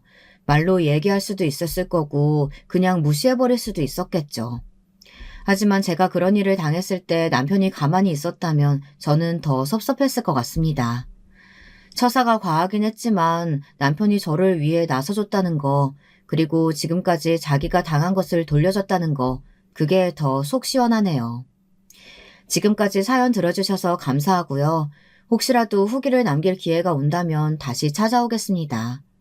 그리고 이 사연을 혹시라도, 아주 혹시라도 남편 친구들이 듣게 된다면 말하고 싶네요. 제발 그렇게 살지 말고 하루라도 인간으로 살라고요. 그럼 여러분, 이제 진짜 마지막 인사드릴게요. 오늘 하루 스스로를 돌보며 근심 걱정 없는 하루 되시길 바랍니다. 여러분, 두 번째 사연 시작하기 전에 좋아요와 구독 꼭 눌러주실 거죠? 그럼 두 번째 사연 바로 시작합니다. 안녕하세요. 저는 아직 인생을 다 배우지도 못한 주제에 인생을 논하는 건 참 좋아하는 허세만 배운 여성 사연자입니다. 진작에 사연에 빠지다를 구독해놓고선 보고 있었는데 처음으로 사연을 보내보네요. 제 옛날 얘기부터 해도 될까요? 저희 집은 제가 아주 어렸을 적부터 가난하였습니다. 그래도 아주 어렸을 때에는 어리기에 무지한 것을 앞세워서 가난을 인지하지 못했었죠. 크면 클수록 그리고 다 크고 보니까 우리 집이 가난했기 때문에 그때 그랬던 것이었구나 하는 깨달음이 몇 번이고 밀려들었습니다. 집에 보일러가 끊겼던 탓인지 저는 동절기에는 자주 감기에 걸리는 아이였고요. 가난한 집구석이라도 코딱지만한 자기 집에서 사는 경우들이 많던데 저희 집은 그마저도 안 돼서 남의 집에 세를 들어 살았습니다. 집세를 내지 못하고 밀려서 주인집에서 저희한테 자꾸 찾아왔던 모습들은 너무나도 선명하게 기억 속에 박제되어 버렸어요. 집에 전화기가 있긴 했는데 거의 쓰질 못하였고 걸려오는 전화를 제대로 받을 수도 없었어요. 혹여 잘못 받았다가 그게 빚쟁이가 걸어온 전화일까봐 겁이 났었기 때문이죠. 어느 날은 제가 깜빡 별 생각 없이 전화를 받았다가 야, 사람이 돈을 빌렸으면 갚아야 되는 거 아니냐? 귀에 고막이 터져나갈 것처럼 크게 외치는 어떤 아저씨의 목소리가 수화기 너머로 들려와서 저는 몸을 달달 떨었습니다. 한참 쌍욕을 늘어놓으셨던 그분께 저는 간신히 지금 부모님께서 집에 안 계시다는 말만 대답했었는데요. 그러자 그 아저씨께서 저에게 잊을 수 없는 말씀을 남겨주셨어요. 너도 참 기구하다. 어째 그런 부모 아래서 태어났냐? 부자는 아니더라도 중간만치 사는 집에서 태어났으면 행복했을 텐데. 아니, 없이 사는 집에서 태어났더라도 너네 부모님처럼 남한테 돈 빌리고 나서 안 갚는 못난 쓰레기만 피했으면 좋았을 것을. 너도 참 인생 시작부터 더럽게 사는구나. 그게 다 부모 잘못 만난 덕택이지 뭐겠어. 혀를 끌끌 차시면서 저에게 마치 인생의 훈계를 늘어놓듯 그런 말씀을 하셨는데 저는 너무나도 당황스럽고 서럽고 또 무서운 마음에 눈물을 흘리면서 그 소리를 듣고 있었습니다. 폭언의 내용을 이해하기에는 저는 아직 어렸던 나이였지요. 하지만 도저히 잊혀지지 않는 그 아저씨의 발언을 곱씹을 때마다 속이 꽉 막혀왔습니다. 그런 상황, 그런 환경에서 가장 서글펐던 사실이라면 저희 부모님께서는 나름 각자의 위치에서 열심히 사시는 분들이었다는 거예요. 자식인 저는 그런 부모님의 모습을 보아왔기에 잘 알았고 그래서 더 슬펐습니다. 가난하단 이유만으로 너무 힘들고 벗어날 수 없는 궁지에 몰려서 어쩔 수 없이 타인에게 돈을 빌리고 제때 갚지 못하고 있다는 것만으로 크나큰 죄인이 된다는 것을 어렸던 저는 자연스레 깨우치고 있었던 것 같아요. 제가 가난의 적나라한 면모를 그렇게 마주해가고 있던 시기에 겪었던 가장 속쓰린 일화는 집 근처 동네에서 친구들하고 놀고 있었을 때 당한 일입니다. 친구들하고 그냥 괜히 동네를 어슬렁거리면서 시간을 보내는 재미로 놀고 있었는데 마침 그 옆을 지나시던 주인집 아주머니께서 저를 보신 거예요. 눈이 마주쳤을 때 저는 어린 마음에 부끄럽고 민망해서 못 본 척 고개를 돌려버렸는데 그것이 아주머니의 심기를 건드리고 말았는지 어쨌는지. 참나, 집세도 판판이 밀리는 주제에 애 새끼는 왜 저렇게 풀어놓고 놀게 한담? 아유, 꼴보기 싫어. 저를 보면서 아주머니께서 큰 소리로 말씀하셨어요. 제 부모님 욕이었죠. 그러자 저랑 같이 있던 친구들이 어리둥절해서는 다 저를 쳐다보았고 저는 귓가가 터질 듯이 뜨거워졌던 것으로 기억을 합니다. 예, 너 네 아빠 엄마한테 꼭 좀 집세 내라고 말 좀 전해줘라. 알았지? 앞으로 안 그럴 거다 안 그럴 거다 그러더니만 이것 봐, 또 집세 밀렸잖아. 내가 속아주는 게 아니었는데. 아주머니께서 짜증스럽게 외치며 자리를 뜨셨고 남겨진 저는 숙연해진 분위기 속에서 친구들의 눈치를 살피느라 바빴습니다. 제 친구들이 보는 앞에서 너희 집은 정말 가난하고 수준 낮다고 집주인 아주머니께서 공개적으로 처형을 하신 것만 같아서 그날은 정말 자기 전에 혼자서 많이 울었다 했어요. 그 순간의 비참함과 저를 바라보던 친구들의 눈빛들이 결코 잊혀지지가 않았거든요. 저희 집뿐만 아니라 가난한 집들이면 의뢰 그렇듯이 부모님께서는 두 분 다 일을 나가셨기 때문에 집안일을 하는 건 자식들의 몫이었습니다. 저는 제 밑으로 동생 하나가 있는데 연년생이에요. 그래서 좋게 표현하자면 완전히 친구 같았고 나쁘게 표현하자면 서로 감정 싸움하기에 최적화된 상대였습니다. 저는 동생과 때로는 절친처럼 때로는 앙숙처럼 지내면서 어쨌거나 함께 가난 속을 헤엄쳐댔어요. 방학 때면 부모님께서는 저희를 평소에는 왕래도 거의 안 하는 친척집이라든지 혹은 사이가 괜찮은 지인의 집에 맡겨두시곤 하였습니다. 그런 시간들을 겪으면서 저나 동생이나 참 눈칫밥을 많이 먹었어요. 그래서 지금도 누가 저를 싫어하는 눈치를 보이면 그걸 귀신같이 빨리 알아차립니다. 그런 쪽으로는 눈치가 기가 막히게 발달하였죠. 저는 첫째랍시고 그래도 집안 형편이 조금 괜찮다 싶었을 때 학원을 다녀본 적이 있었는데요. 그마저도 학원비가 금세 밀리게 되어서 그만두게 되었어요. 동생은 정식 학원을 다녀본 적이 아예 없고요. 부모님, 저, 동생 이렇게 네 사람 다 생일이라는 걸 챙기지 않았습니다. 생일 케이크 같은 사치는 단 한 번도 누려보지 못하고 자랐어요. 그렇기에 학교에서 친구들이 가족 생일이라서 생일 케이크 촛불 껐다, 무슨 케이크였는데 맛이 어땠다 하는 식의 이야기를 할 때면 이국 문화를 접하는 것처럼 저는 생소하게 느껴졌습니다. 특별한 사람이 아니더라도 그냥 가족끼리도 생일 케이크를 챙겨서 먹는다는 사실을 저는 친구들의 입을 통해서 처음 들어서 깨우쳤었어요. 제 동생도 그런 말을 하더라고요. 친구 집에 초대받아서 놀러가 보고는 깜짝 놀랐다고 말이죠. 집에 도시가스가 있다는 것, 넓은 거실이 따로 있다는 것, 화장실이 쾌적하다는 것, 가족끼리 함께 저녁 식사를 꼬박 챙겨 먹는다는 것. 이런 풍경을 보고 동생은 놀라움도 느꼈고 슬픈 감정도 들었다고 했어요. 지금은 흔하게 널린 햄버거, 치킨, 피자 이런 음식들을 가난해서 어렸을 때 먹어보지 못하였습니다. 방학 때 친척집에 며칠 얹혀 살 때 짜장면을 먹어볼 수 있었던 게 호사였고, 마찬가지로 부모님의 지인 집에 잠시 얹혀 지냈을 때 볶음밥 위에 커다란 계란 부침을 올려서 먹어볼 수 있었던 것이 큰 기회였죠. 주인집의 아들이 햄버거를 먹는 모습을 우연히 본 이후로는 그게 그렇게나 먹고 싶어졌어요. 어린 마음에 저는 가장 믿을만하고 친한 친구에게 가서 햄버거는 돈을 얼마나 줘야지 살 수 있어? 내가 돈을 얼마나 벌어야 햄버거를 사 먹을 수 있을까? 이런 질문을 했더랍니다. 그 친구는 꽤 모범생이었고 성격이 묘하게 엉뚱한 구석이 있었는데 제 질문에 한참 고민을 하더니만 수업이 다 끝나고 하교할 때가 되어서야 저한테 자기 나름의 생각을 주더군요. 내가 가장 좋은 방법을 생각해봤는데 네가 커서 성공하면 원 없이 햄버거를 사 먹을 수 있을 거야. 도대체 내가 어떻게 성공을 하겠어? 너는 우리 집 형편 알잖아. 방법은 하나뿐이야. 공부를 열심히 하면 되지. 그 친구가 진지하게 말을 했는데 저는 코웃음을 치면서 넘겼습니다. 그런데 몇 주 후에 제가 친구들하고 무려 햄버거를 먹는 일이 생겨나 버렸어요. 친구 한 명의 부모님께서 당시에 좋은 일이 있으셨는지 한턱 쏘셨거든요. 따뜻하면서도 햄버거를 받아든 저는 드디어 그것을 맛보고선 충격에 빠졌습니다. 왜냐하면 제가 상상했던 것보다 너무 맛이 있었기 때문이에요. 그 맛있는 햄버거를 먹으면서 저도 모르게 속으로 생각했어요. 동생도 이걸 맛보았으면 좋겠고 부모님도 햄버거를 분명 좋아하실 거다 이런 생각들이요. 남들의 기준에서는 너무 사소할 저의 바람이었지만 저희 집 수준에서는 걱정 없이 햄버거를 사 먹을 수 있게 된다는 건 너무나 큰 목표였습니다. 저는 결심하게 되었죠. 그렇다면 공부를 해서 어떻게든 성공하는 방향으로 가보겠다고요.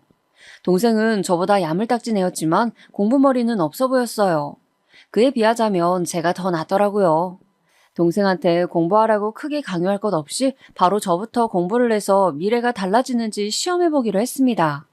금전적인 지원은 당연히 없었고 제가 자력으로 알아서 공부를 해나가야 했어요. 저는 친구들과 노는 횟수를 점차 줄여나갔습니다.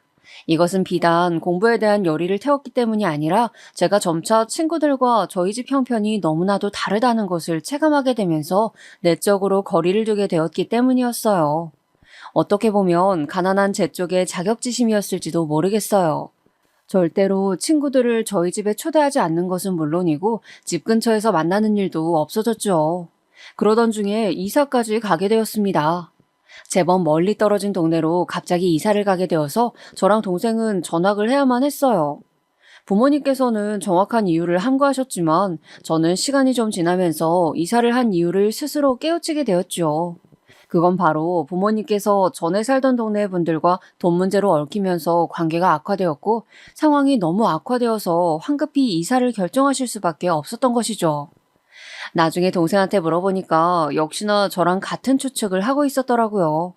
새로 이사간 동네의 집은 전에 살던 집과 마찬가지로 좁고 낡았으며 새를 들어 사는 곳이었습니다.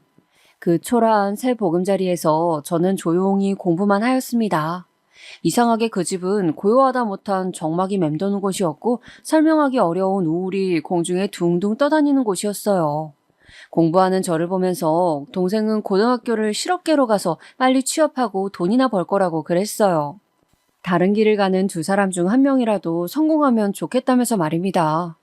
당시에는 몰랐는데 아마 부모님께서는 우울증을 앓고 계셨던 것 같습니다. 벗어나기 힘든 가난이란 처지와 자식들에게 좋은 것 하나 지원해 줄 수 없는 형편에 늘 죄책감을 안고 힘들어하셨던 것 같아요. 아버지께서 소주 한 병 까시고는 공허한 눈빛으로 계시는 모습을 볼 때면 저랑 동생은 두려움을 느꼈습니다. 혹시나 아버지께서 극단적인 선택으로 저희 곁을 떠나실까봐 그게 무서웠거든요. 새로 이사간 동네에서 학교를 다니며 저는 구태여 친구들을 많이 만들지 않았고 그저 공부만 붙잡았습니다.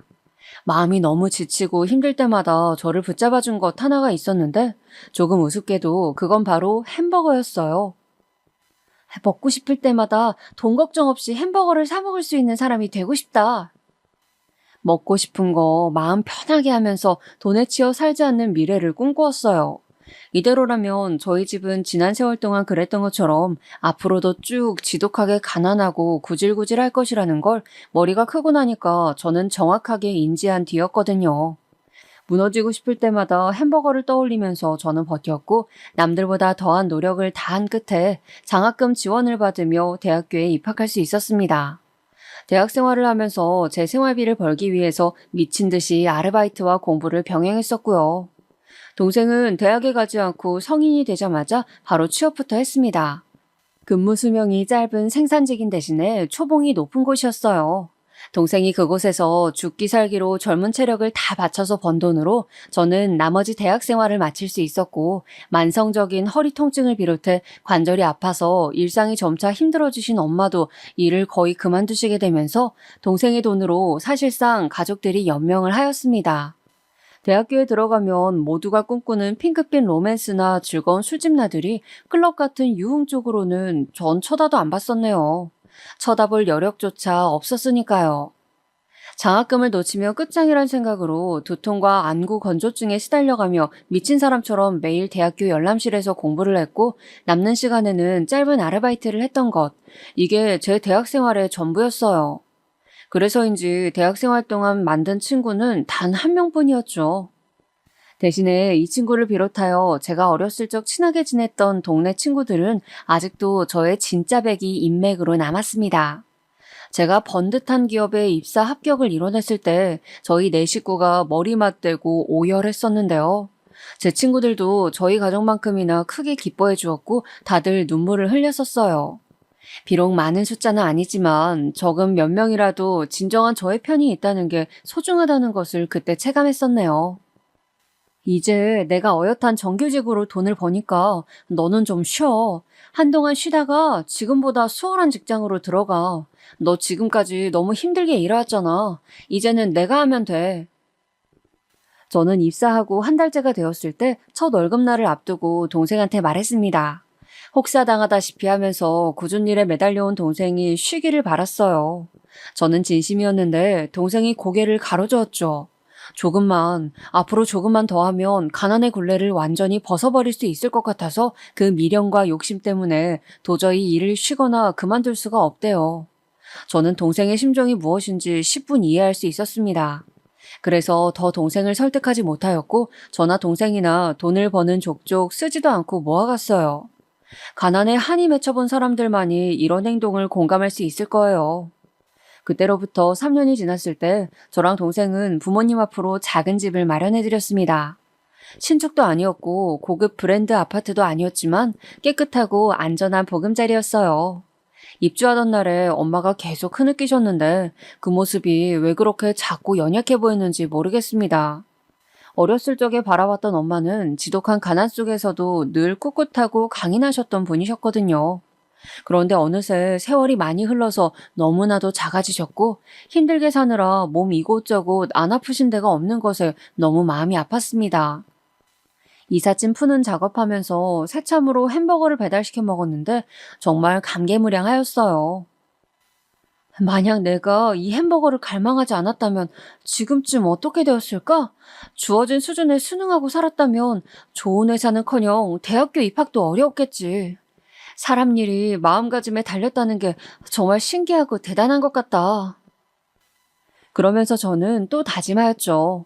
현재까지 온 것에 안주하지 말고 앞으로도 멈추지 않고 달릴 것이라고 말입니다. 그래서 저는 앞으로 내내 제 앞에는 멋진 도약만이 있을 줄로만 알았어요. 하지만 인생은 위로 떠오르는 구간이 있는가 하면 갑자기 아래로 뚝 떨어지기도 하는 롤러코스터와도 같다는 걸 저는 새삼 체감하게 되고 맙니다. 제가 슬프게도 아래로 뚝 떨어지는 경험을 하기 전까지 저는 열심히 재직 생활을 하면서 연애도 하고 있었어요. 함께 있으면 위로가 되고 미래의 이야기를 하게 되는 남자가 있어서 이 사람과는 어느덧 결혼을 꿈꾸게 되었더랍니다. 한때는 내가 과연 결혼할 수가 있을까? 나 같은 수준의 남자를 만나면 같이 지옥인데 두 사람만 지옥이면 다행인데 자식을 낳으면 그 자식은 태어나 보니 지독한 가난 속 그럼 그 자식은 태어나고 싶었을까? 이런 생각에 사로잡혀서 저와 결혼은 전혀 가까울 수 없는 사건이라고 생각을 했었건만 그랬던 제가 세월이 흘러서 연애도 하고 결혼까지 하게 되니까 너무 신기하더라고요. 제가 결혼하기 직전에 일이 하나 있었는데 그건 바로 성인이 되자마자 고된 일을 시작해서 계속 해온 탓에 건강 이상을 겪은 동생이 드디어 일을 그만두고 그로부터 얼마 되지 않아서 결혼을 한 대사건이었습니다. 결혼식은 나중에 차차 올리겠다면서 먼저 혼인신고부터 마쳤더라고요. 저는 물론이고 부모님께서도 깜짝 놀라서 뒤집어지셨습니다. 아니 세상에 어떻게 이런 일이 있을 수가 있는지 저는 제가 저의 동생을 잘 알고 있다고 생각하면서 살아왔는데 꼭 그렇지도 않았다는 걸 그때 처음 느꼈었네요. 혼인신고하고 일단 같이 살림 합쳐서 살 거라고 하길래 당연히 제가 웬만한 것들을 다 지원해줬지요. 동생을 위해서라면 아깝지 않다고 여겼어요. 갑작스러운 동생의 결혼 때문에 제가 수중의 돈을 왕창 써버리고 나서야 조금은 아차 싶었던 게 저 역시도 당시에 남편하고 결혼 얘기를 진행하고 있었기 때문입니다. 그런데 제가 남편하고 이런저런 조율을 끝내기도 전에 동생한테 앞뒤 재지도 않고 돈을 팍팍 써버렸던 거였죠. 제가 남편한테 이실직고를 했었는데 그런 저를 남편은 선뜻 이해해 주었어요. 가난에 한이 맺혀서 자란 저희 집 사정을 남편은 들어서 대강 알고 있었기 때문에 포용을 해주더라고요. 그래서 저는 이 남자라면 정말 믿고 내 남은 인생을 걸 수 있겠다는 생각이 들어서 결혼을 확 서둘러 버렸습니다. 원래 같았으면 좋기 6개월 뒤에야 했을 결혼을 빨리 앞당겨 버린 것이었죠. 결혼한 뒤로 제가 몇 달 지나지 않아서 일을 그만두게 되었어요. 그 아까운 직장을 가벼운 마음으로 그만둔 것은 절대 아니었고 다름이 아니라 제가 첫 임신을 했었는데 자잘한 몇 가지 사건을 겪으면서 스트레스가 심했던 탓인지 유산이 됐었거든요. 그리고 나서 다시 임신이 되었는데 제가 직장 다니는 게 너무나도 불안하다면서 남편이 퇴사를 종용하였습니다. 그래서 저는 남편의 뜻에 따라서 결국 직장을 나올 수밖에 없었어요. 애지중지 태교를 하면서 뱃속의 생명을 세상에 탄생시켰고요. 그런데 참 이때부터 하늘도 무심하다는 소리가 계속 나왔던 게 제가 출산 후에 많이 아팠어요. 사경을 헤매기도 했었을 정도로 심각하였습니다. 정말 간신히 기적적으로 건강을 회복한 이후로는 기가 막히게도 저희 아이가 아팠어요. 하루 24시간을 꼬박 아이한테 매달려 있어야만 했고요. 남편은 사업에 뛰어들고 중요한 때를 보내고 있었기에 제가 독박 육아로 아이를 돌보며 집안일을 했습니다. 어디를 함부로 나가볼 수도 없었어요. 이렇듯 끊임없이 몰아치는 시련 속에서 말도 못하게 힘들었던 시기였었네요. 한 2년을 그렇게 나 죽었다 생각하고 참으면서 살다 보니까 점차 숨통이 트이는 시기가 찾아왔습니다. 그러면서 내심 씁쓸하기도 하였어요. 밖에 나가서 한 달 50만 원씩이라도 벌어오고 싶었어요. 사람들 사이에 섞여서 일을 하고 싶었던 게 본심이었지만 상황이 따라주지 않았죠. 그런데 아이가 초등학교에 들어가면서 남편의 사업이 위기를 맞게 됩니다. 이제는 상황상 제가 푼돈이나마 벌어와야 하게 되었던 거예요. 시댁이 워낙 멀기 때문에 저는 친정부모님께 먼저 연락을 드렸습니다. 부모님의 건강이 좋지 않아서 아이를 맡겨두는 건 그동안 상상조차 못 해봤었건만 제가 드디어 그런 부탁을 드려보게 된 거예요. 엄마께서 저희 집으로 출퇴근을 하듯이 와주셔서 아이를 봐주신다면 가장 좋겠다는 생각이 들었고 그대로 말씀을 드렸는데 저는 이때 충격적인 사실을 접하고 맙니다. 한참 머뭇거리시던 엄마께서 저한테 이런 소리를 하시는 거예요. 네 아버지 상태가 예전 같지 않아. 너는 가끔 와서 짧게 보고 가니까 잘 몰랐겠지만 특히 최근 들어서는 더더욱 예전 같지 않다는 게 느껴지네. 아니 엄마, 그게 무슨 말씀이세요? 엄마가 아버지 옆에 꼭 붙어 있으셔야 한다는 이유가 그거예요? 암만 해도 제 눈에는 아버지 거동이 불편해 보이진 않았는데. 그런 것이 아니라 네 아버지 말이다. 아무래도 치매가 시작된 것만 같아. 네? 엄마, 치매라뇨? 아버지 연세에 벌써 치매라뇨? 그건 말도 안 되잖아요. 너무 가혹하잖아요. 이럴 수는 없는 거잖아요. 어떻게 치매가 올 수 있어요? 저는 상황을 부정하고 싶은 마음에 절대 아닐 거라고 그런 말씀을 드려봤지만 그건 엄마의 마음을 더 아프게 만드는 쓸데없는 짓이었습니다.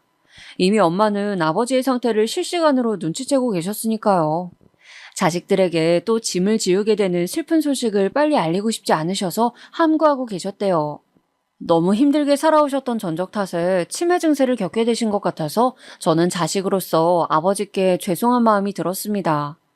동생 쪽도 어쩌다 보니 사정이 좀 안 좋게 되어서 그쪽에 부탁을 할 수는 없었고 결국 저희 아이는 학원과 동네 이웃집을 병행하면서 돌봄을 받기로 하였습니다. 저는 일을 나가기 시작하였고요. 사무직 아르바이트와 시식 판촉 아르바이트를 하면서 평일과 주말을 가리지 않고 일을 하며 시간을 보냈습니다. 그렇게라도 사회생활을 하니까 심신은 고단한데 왠지 모를 충족감은 들더군요. 돈이 벌리는 것에는 즐거움을 느꼈어요.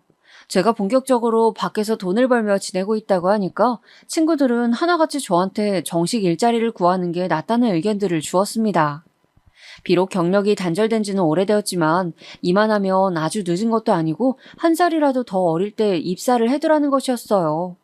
듣고 보니까 솔직하더군요. 그래서 남편과 상의를 거친 끝에 저는 정식 직장을 알아보기로 하였습니다. 지원할 회사 목록을 정리해서 이력서를 쓰는 동안 코피도 한번 터뜨렸어요. 너무 집중을 해서 그랬었나 봅니다. 그만큼 간절하게 욕심나는 회사들이었거든요. 무조건 되기만 한다면 대박인 곳들이었기에 제가 합격한 확률은 현저히 낮기도 하였습니다. 그런데 입사 지원을 넣은 곳들 중 딱 한 곳에서 서류 합격 연락을 받았어요. 그래서 면접을 따로 보러 가게 되었죠. 바로 이 면접 당일에 저는 황당한 일을 겪고 맙니다. 자차를 끌고 면접 장소인 지원회사를 가는 길이었는데 제가 우회전을 하려고 기다리는 중이었어요.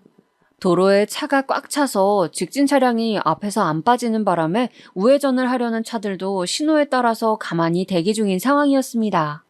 시간이 여유롭게 남아서 걱정은 없다는 생각을 제가 하고 있던 그 찰나에 갑자기 똑똑 하면서 오른쪽 뒷좌석 창문을 누가 두드리는 거예요. 깜짝 놀라서 돌아본 제가 우선은 그쪽 창문을 내렸습니다. 왜냐하면 제 차의 창문을 두드린 사람은 잘 차려입으신 할아버지이셨거든요. 순간적으로 길을 물어보시려나 보다 싶어서 창문을 내린 거였는데 다음 순간 할아버지께서 내뱉으신 질문에 저는 제 귀를 의심하였습니다. 거 장부동 쪽으로 갑니까? 네? 일단 그쪽 방향으로 가기는 하는데요. 어르신 뭐 때문에 그러세요? 제가 얼떨결에 대답을 하자마자 할아버지께서는 차문을 열고 냉큼 올라타셨습니다. 저는 완전히 이 어이가 없는 상황에 압도당해서 할 말을 잃어버렸죠. 기사님, 일단 장부동 백면 사거리 쪽으로 가주이소. 할아버지께서 그렇게 말씀하신 순간 제 머릿속에서는 혹시 택시랑 순간적으로 혼동하셨나 하는 생각이 스쳤습니다.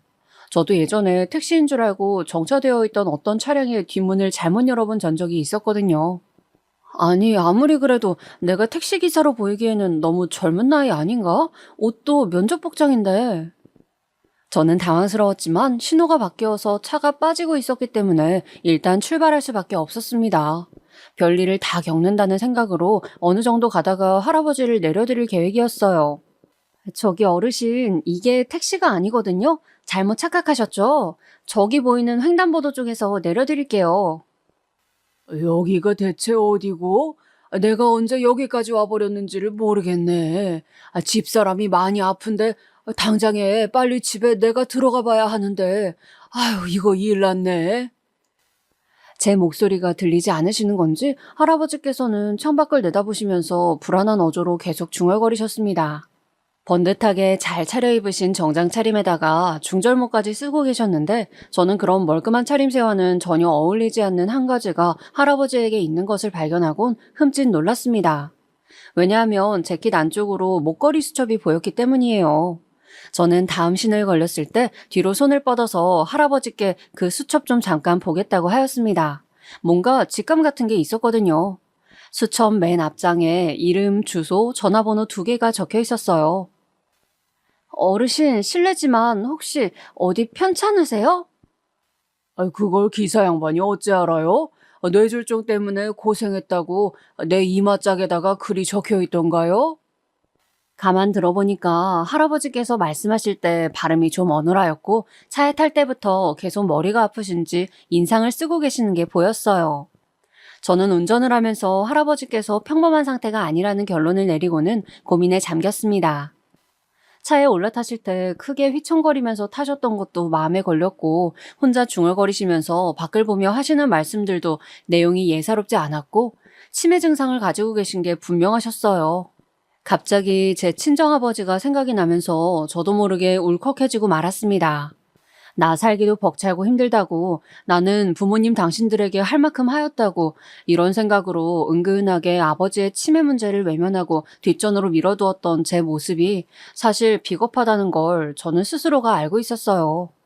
면접 준비를 하면서도 내내 그게 마음에 걸렸는데 때마침 너무나도 멀끔하게 차려입으신 것과는 달리 어딘가 몸도 불편해 보이시고 치매인 것 같아 보이는 할아버지를 맞닥뜨리게 되니까 속에서 걷잡을 수 없는 착잡함이 올라오는 겁니다.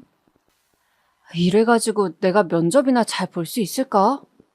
시간을 보니까 할아버지께서 말씀해주신 그쪽으로 갈 경우 면접은 사실상 포기해야 될 것 같았어요. 그런데 그런 생각을 하고 있던 저의 귀에 할아버지께서 우리 아픈 집사람 지금 나만 오매불만 기다리고 있을 텐데 큰일 났네. 내가 어쩌다 먼 데까지 와버렸노? 여기가 대체 어디야? 한숨처럼 혼잣말을 하시는 소리가 들려온 겁니다. 저는 할아버지께 정확한 주소를 아시냐고 여쭤보면서 차를 틀었습니다.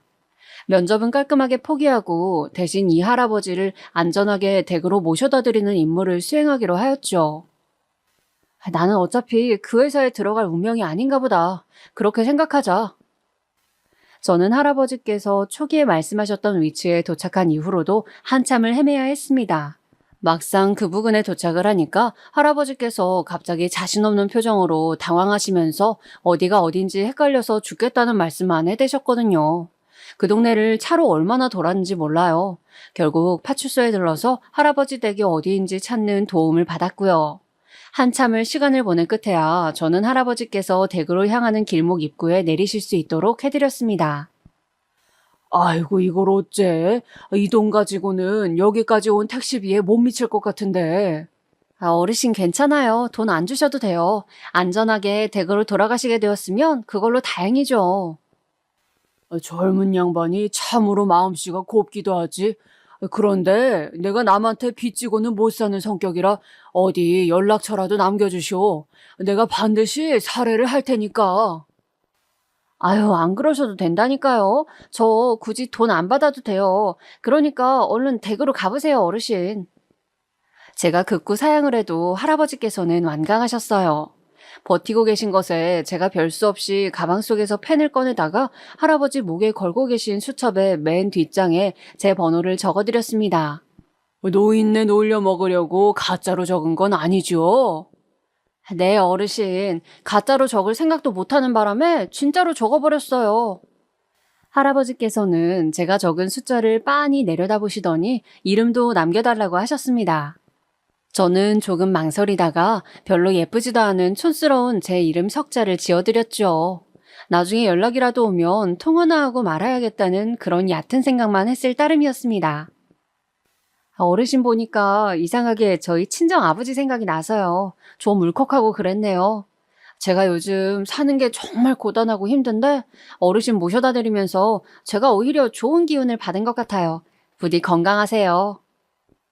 저는 할아버지께 그런 마지막 인사를 남겨드렸고 제 차는 미련 없이 그 동네를 벗어났습니다. 살면서 누구라도 한 번쯤은 겪을 법한 수준의 황당한 일화라고 치부했어요.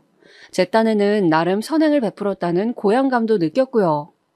이때의 일은 시간이 조금 지났을 때 제 안에서 희미해져 버렸고 면접을 불참하느라 기회를 날려버렸던 회사 대신에 저는 그보다 못한 수준의 작은 회사에서 그 후로 입사를 하여 일을 다녔습니다. 그리고 제가 직장 생활을 한 지 1년이 되지 않았을 때 남편의 사업은 결국 완전히 폭삭 망해버렸어요. 신용카드도 빚 폭탄을 맞았고 일단 차부터 팔아야만 했습니다. 적금이며 펀드며 전부 다 해지해서 빚 갚는 데 쏟아버렸고 집은 작은 곳으로 이사를 갔죠. 월세살이를 시작하면서 저는 헛웃음을 토해냈습니다. 인생이란 이토록 굴곡진 것이구나 하는 허망함과 무력감이 저를 지배했던 것 같아요. 제가 어렸던 시절과는 다르게 저희 아이 세대는 어린 나이부터 빠르게 세상 돌아가는 것을 눈으로 담고 배우더군요. 그런즉 가난을 쉽게 가늠할 수 있었습니다. 저는 초등학생인 제 아이가 한창 사회성을 길러가면서 친구들과 뒤엉켜 놀 나이인데 우리 집엔 친구들 데려오기 싫다고 말하는 것을 듣고서는 정말 깜짝 놀랐고 가슴이 아팠습니다. 조심스레 왜 그러냐고 이유를 물어봤더니 집이 친구들 집보다 좋지 못해서 부끄럽다고 하더군요. 친구들 보여주기 창피하다고 하였어요. 제가 저희 집의 가난을 조금씩 인지해가면서 한 해 한 해 나이가 들어가며 성장할 때마다 가난을 증오하게 되었던 저의 그 과거가 떠올랐어요. 제 자식에게는 그런 경험을 하지 않게 하고픈 마음이었는데 어쩌다 상황이 이렇게 악화가 되었는지 정말 하늘이 무심하였습니다. 너무나도 괴롭게 버티는 나날이었지만 결혼 전에 제가 동생한테 돈을 다 써버렸을 때 그걸 무던하게 이해해 주었던 남편의 모습이 떠올라서 저도 의리를 지키고자 하였어요. 힘들 때 저버리고 떠난다면 그건 가족의 모습이 아닐 것 같았죠. 참고로 제 동생은 결혼 후에 다시 재취업을 하였다가 건강이 확 안 좋아져서 그만두었고 그 다음에 다른 곳에 들어갔다가 또 건강 문제로 퇴사를 한 상태였습니다. 가난한 탓도 있었지만 원체 건강 체질과는 거리가 멀기도 하였던 엄마를 동생이 빼닮은 것 같아서 속이 쓰렸어요. 그리고 가족을 부양하느라 20살 때부터 낮과 밤, 평일과 주말을 가리지 않고 생산직 업무에 시달렸던 동생의 전적이 건강 악화를 불러온 것만 같아서 저는 죄책감도 느꼈습니다. 그래서 친정 식구들에게는 아무리 힘들어도 일절 도와달라는 소리는 안 하면서 지냈어요. 시부모님께서는 남편 사업 실패로 생긴 빚을 다 갚을 수 있도록 재산 털어서 지원해 주셨고요. 저희 부부는 시부모님께 뭐 하나 제대로 해드린 것도 없었건만 정말 민망하고 죄송스러웠습니다. 돈이 없으니까 무조건 절약정신으로 살았죠. 옷이랑 신발 사는 것도 무조건 아이 것만 구입했고 저나 남편은 외투 한 벌을 허투루 못 샀습니다. 금전적인 여유가 없는 채로 사는 것, 저는 그것을 처절하게 경험해봤던 사람이었기 때문에 그나마 견뎌나갈 수 있었던 것 같아요. 실제로 남편이 저한테 했던 말이 제가 아니었으면 자기는 도저히 상황을 견딜 수가 없어서 술독에 빠져 살거나 한강물에 뛰어들었거나 둘 중 하나였을 거라고 했어요. 그러던 어느 날 저는 난데없이 걸려온 전화 한 통을 받게 됩니다. 모르는 번호여서 처음에는 안 받았어요. 그런데 전화가 또 걸려오길래 받아봤죠. 이때부터 제 인생의 롤러코스터가 무지막지한 상승 구간에 오르고 있었음을 저는 예상하지 못했었습니다. 웬 남자 목소리가 들려오더군요. 혹시 김수남 씨 맞으신가요? 네? 제가 김수남이 맞긴 한데 누구세요? 예전에 저희 아버지를 모셔다 주신 것으로 압니다. 한 5년은 된 이야기인데 혹시 차에 탄 노인분을 댁으로 모셔다 주신 적 없으신가요? 잊고 있었던 황당한 일화가 단번에 떠올랐습니다. 그게 벌써 5년이나 된 이야기라는 것에 저는 깜짝 놀라면서 그런 적이 있었노라고 대답해 주었어요. 저에게 전화를 주신 그 남자분은 예전에 제 차를 택시로 오인하셨던 할아버님의 아드님이셨습니다. 저는 놀랍고도 반가운 마음에 어째서 5년이나 흘러 저에게 이런 전화를 주시게 된 것인지 그 이유를 들어보았어요. 할아버지께서는 3년 전부터 극심해진 치매와 체력 저하 등으로 시설에 입소해 지내고 계시는 중이라 하였습니다. 상태가 너무 나빠져서 가족들도 슬슬 마음의 준비를 하기 시작한 지 몇 주가 되었는데 바로 얼마 전부터 그 할아버지께서 정신이 또렷해지는 횟수가 잦아졌고 자식들 앞에서 옛날에 있었던 이야기를 줄줄 꺼내놓기도 하셨대요. 시설의 담당 직원은 임종이 다가오시면서 이런 증상을 보이실 수 있다고 하였고 그래서 가족들은 더욱 참담한 마음으로 할아버지를 찾아뵙고 있었다고 합니다.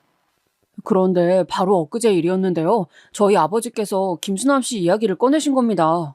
그날 이후로 내내 김수남 씨가 마음에 걸렸고 반드시 후하게 살해를 해야 한다는 생각을 하셨는데 치매 때문에 정신이 계속 오락가락 하시다 보니까 이날 이때까지 그게 미뤄졌다고 하시면서 저희한테 예전에 목에 꼭 걸고 다니셨던 수첩을 찾아보라고 하시더라고요. 할아버지께서는 당신의 은인에게 은혜를 갚고 떠나야 하늘에서 떳떳하게 집사람을 만날 수 있다며 자식들에게 강조하셨다고 합니다. 알고 보니까 할아버지의 아내분께서는 이미 10년도 더 전에 세상을 떠나셨대요. 분명히 제 차에 올라탔을 때 할아버지께서는 댁에서 아내분이 기다리고 계신다고 하셨었는데 치매 때문에 슬픈 혼동을 하셨던 겁니다. 저는 이 갑작스러운 이야기에 압도당해서 무슨 말도 제대로 하지 못한 채 그냥 듣기만 했던 것 같아요. 저희 아버지께서 말씀하시기를 꿈에서 김수남 씨가 운전하는 차를 얻어 탔는데 비용을 내지 못해서 차에서 내리지 못하고 내내 갇혀있는 꿈을 몇 번이나 꾸셨대요. 그리고 그 차가 매번 멈춰 서는 곳이 제 여동생이 운영하는 카페 앞이었대요. 저희 아버지 치매가 심해진 이후론 꿈꾸셨다는 이야기를 하시는 걸 처음 들어봤거든요. 아무래도 저희 생각에는 예사일이 아닌 것 같아서 아버지 뜻에 따라서 김수남 씨에게 살해를 해드리고 싶습니다. 차림새가 번듯하셨던 할아버지, 옳게 찾아갔던 댁도 뒷산 집들이 몰려있는 동네였는데 정말로 자산가이셨나 보더라고요.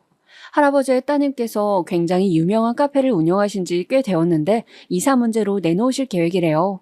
그런데 이걸 할아버지께 그 따님은 전한 적이 없었건만 할아버지께서는 꿈속에서 그런 내용을 꾸셨다는 겁니다. 가족들은 상의를 한 끝에 저를 찾아서 저에게 그 카페를 그냥 넘겨주기로 결정했대요. 각종 집기 양도 금액 싹 다 제외하고 권리금만 1억 이상을 부르는 곳을 그냥 주겠다고요?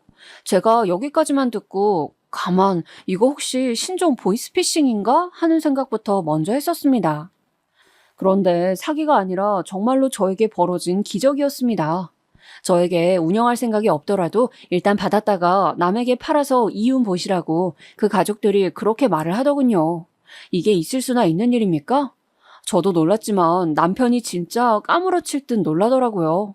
고민하다가 아무리 그래도 이건 너무 과한 사례인 것 같아서 거절을 했는데 그때 할아버지의 상태가 확 악화되어서 오늘 내일 하시는 바람에 그 가족들이 아버지께서 근심 없이 하늘에서 어머니를 뵐 수 있도록 가게를 받아달라고 호소를 하셨고 저는 결국 못 이기는 척 받아버렸습니다. 매장에는 베테랑 매니저와 가게 일에 빠삭한 아르바이트생들이 있어서 할아버지의 따님 말 맞다나 제가 직접 팔 걷어붙이지 않아도 되더라고요. 주인이 직접 일선에서 운영하는 게 아니라 근무자들이 굴리는 매장이었던 거죠. 할아버지께서는 아침 이른 시각에 돌아가셨고 그래서 곁에는 마침 아드님과 따님 그리고 큰 손자분 이렇게 가족은 세 분이었대요. 그런데 돌아가시기 전에 일순간 정신이 또렷해지셨고 그때 따님께서 내 커피집 있잖아. 그거 예전에 아빠를 모셔다 주셨던 분께 드렸어. 이렇게 알려주셨대요. 그러자 할아버지께서 정말 잘했다. 덕분에 내가 홀가분하다. 내 복이고 네 복이다. 이렇게 대답해 주시면서 얼마 안 있다가 숨을 거두셨다고 하더군요. 그 이야기를 전해 듣고 가슴이 찡하고 기분이 정말 묘했습니다. 저는 원래도 잘 되는 카페, 주말이면 주차장이 미어터지는 대박집을 얻게 된 것이었지만 정말 희한한 일이 점차 벌어졌어요. 제가 운영에 대해 잘 알지 못하니까 그냥 열심히 청소하고 매니저랑 직원들이랑 알바생들 잘 챙겨주고 이런 것만 했거든요.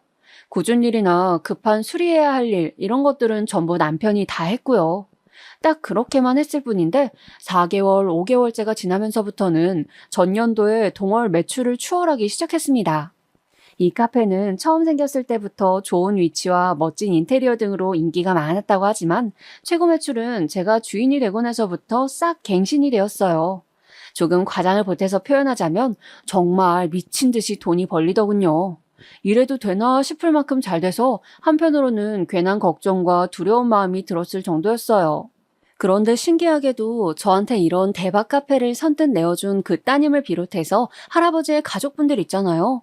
원래도 유복한 집안이었지만 그 후로 더더욱 잘 됐어요. 죄다 잘 풀려서 제 마음도 편해졌던 것 같아요. 수중에 돈이 많아지니까 일상에 활력이 생겼고 남편이랑 아이랑도 더 화목해졌습니다. 이사간 아파트에 저희 아이가 자기 친구들을 초대해서 놀았을 때 그 모습을 보면서 얼마나 기뻤는지 몰라요. 컨디션 난조 때문에 일하는데 애먹고 있었던 동생도 제가 도와주었고요. 치매로 오락가락 하시는 아버지를 돌보시는데 엄마가 힘들어하지 않도록 돌봄 서비스 이런 것들도 제가 싹 다 신청해서 전보다 더 상황이 좋아지셨어요. 아직 아버지를 시설로 보내는 것은 우선 엄마부터 결사반대를 외치고 계시기에 보류 중이에요. 그리고 또 저의 갑작스러운 기적 같은 이야기를 질투하기는커녕 진심 어린 마음으로 기뻐해 주었던 제 오랜 친구들과도 더욱 사이가 좋아진 것 같아요. 저는 친구들에게 베풀 수 있게 된 저의 위치가 그저 감동스러울 따름이에요. 열심히 매장 관리하면서 일해주는 우리 매니저, 직원, 알바생들에게 늘 고마운 마음이 들어서 최대한 편의를 봐주고 또 배려를 해주고 있습니다. 그래서인지 다들 자기 매장처럼 자기가 주인인 것처럼 성심성의껏 일을 하는 것 같아요. 아무도 쉽게 상상하지 못할 이런 놀라운 이야기의 주인공이 제가 될 줄은 모르고 살아왔습니다. 마치 제가 재벌집 딸이 평생 그 사실을 모르고 살다가 어느 날 저의 자리를 찾게 된 그런 극적인 주말 드라마의 주인공이 된 것만 같았어요. 주말 드라마 같은데 보면 꼭 그런 출생의 비밀이 나와서 참 자극적인 소재를 갖다 쓴다라고 생각했었는데 저의 이야기가 더 극적인 것 같아요. 이래서 현실이 영화나 드라마를 앞선다고 하나 봅니다.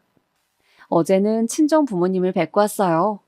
그런데 아버지께서 저를 알아보시는 둥 마는 둥 하시더군요.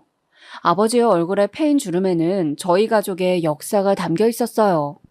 가난에 슬퍼하고 치를 떨었던 옛 순간들도 그 안에 남아 있었고요.